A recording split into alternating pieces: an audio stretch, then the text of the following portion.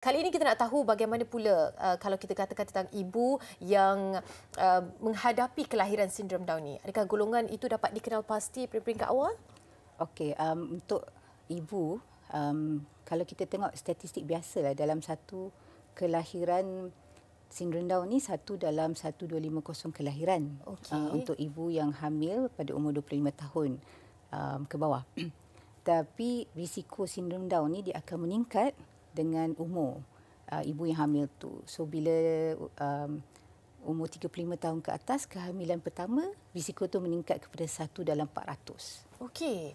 Maknanya sebab itulah seringkali kita dengarkan dinasihati kepada ibu-ibu di luar sana untuk memastikan 35 tahun itu fasa, jika berlakunya fasa kelahiran selepas itu haruslah penjagaannya lebih daripada yang sebelum ni lah, kan? Lebih rapi. Lebih rapi daripada sebelum ini. Okey, contohlah kondisi ini melibatkan, yalah, kadang-kadang perancangan itu tidak seperti mana yang dirancang, kan? Lebih 35 tahun, ramai juga yang sekarang ini masih lagi menyambut kelahiran dan sebagainya.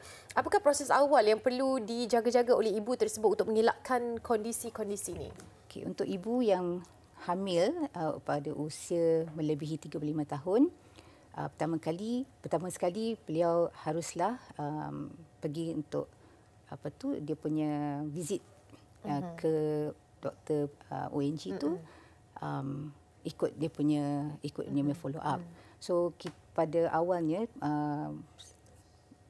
usia kandungan 14 minggu tu, selalunya doktor ONG ni akan buat scan untuk melihat rupa kepala, tengkorak, hati dan semua adalah normal.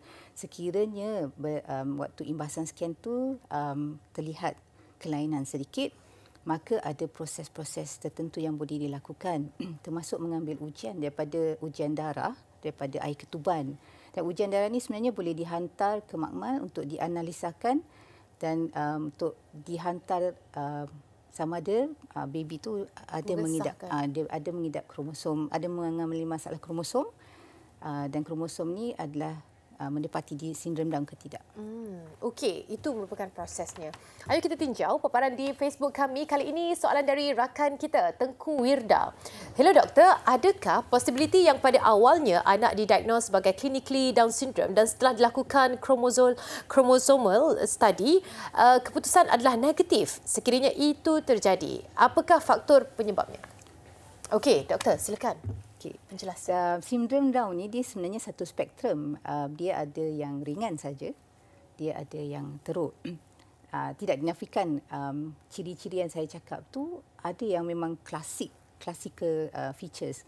Ada yang sikit-sikit saja. So bila sikit-sikit tu bagi kami kata, oh ini mungkin adalah sindrom Down, kita hantar ujian kromosomal study untuk mengesahkan. Ya. Tapi kita kena tengok juga rupa paras ibu bapa.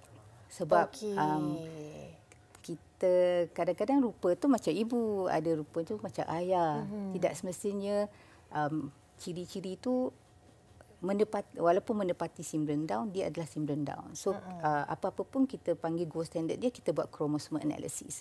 Kalau chromosomal analysis tu negatif, dan perkembangan kanak-kanak tersebut normal, mungkin ia adalah just sebahagian daripada rupa paras ibu bapa yang digabungkan. Okey, saya pernah juga terdengarkan tentang situasi ini kerana mungkin apabila rupa paras satunya sedikit mengikut kepada matanya sepet, kan, dan sebagainya. Okey, kondisi ini, soalan ini menarik apabila kita membentangkan, sebab tidak semuanya kita sahkan melalui ciri fizikal itu. Perlu melakukan ujian-ujian seperti mana yang dikongsikan tadi, ujian kromosom yang perlu dihantar untuk mengesahkan kondisi tersebut.